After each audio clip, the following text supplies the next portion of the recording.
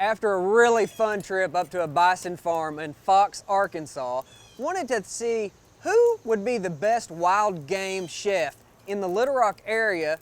So I called my good buddy, Scott Rains from Table 28. He came out and he's gonna show us how to cook a buffalo bison. You gotta watch that, it's a bison steak.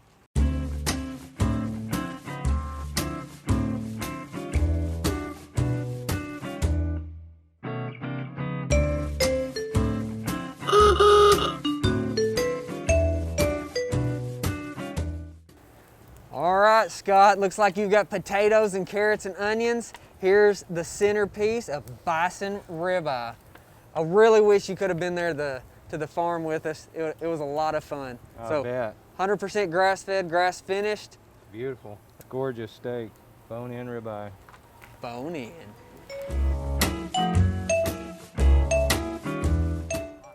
All right, Chef Rains here, and we're at Me and McGee Market, and we're cooking a bison steak just like we're in your backyard. We've got some veggies going here. We got a hot cast iron. We got hard hickory, charcoal, and none of that lighter fluid stuff. Remember that, it'll make your meat taste like that.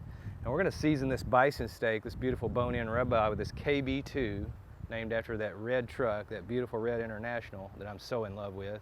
But it's just onion, garlic, black pepper, and salt. We're gonna coat it real good. I've just got extra virgin oil on here, and we're gonna start the steak a little bit, just to get it going, just to kind of warm the steak through.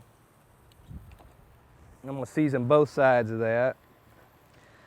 We're gonna cook it about two minutes on each side, and then we're gonna do that cool reverse sear thing up there to get a real nice crust in the skillet.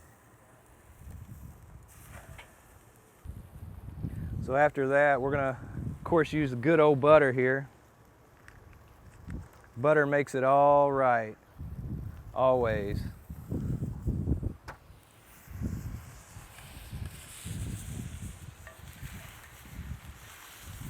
And it's hot.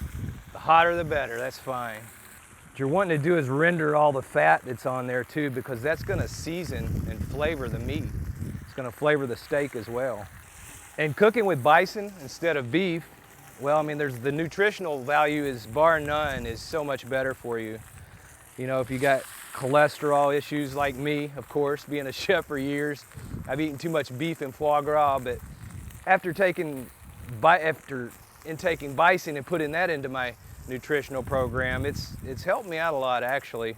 I've seen the results. They've been different, and they've been a lot better, a lot more positive.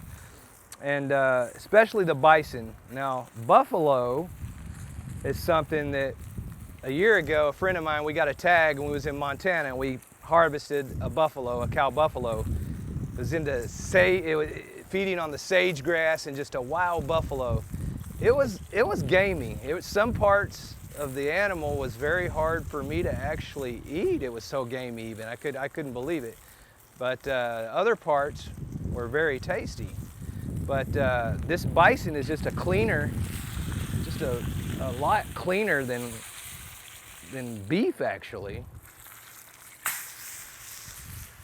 But it's a wonderful steak.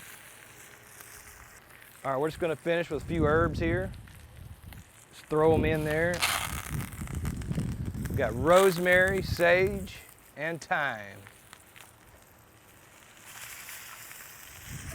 And you can do it as rare as you like it. Like I said, steak that thick, 3 minutes on each side, a quick sear on both sides, get that crust, and you're done. You're gonna be at a perfect medium rare. And when it gets to that desired temperature, you just wanna take it off the heat and let it rest. Just gonna do it cowboy style right here in the skillet. And also, to even finish it, I've got some butter, some brown butter, garlic herb butter here. Just gonna put some of that on there. When the butter melts in, brown butter garlic, it's ready to eat. It's chow time.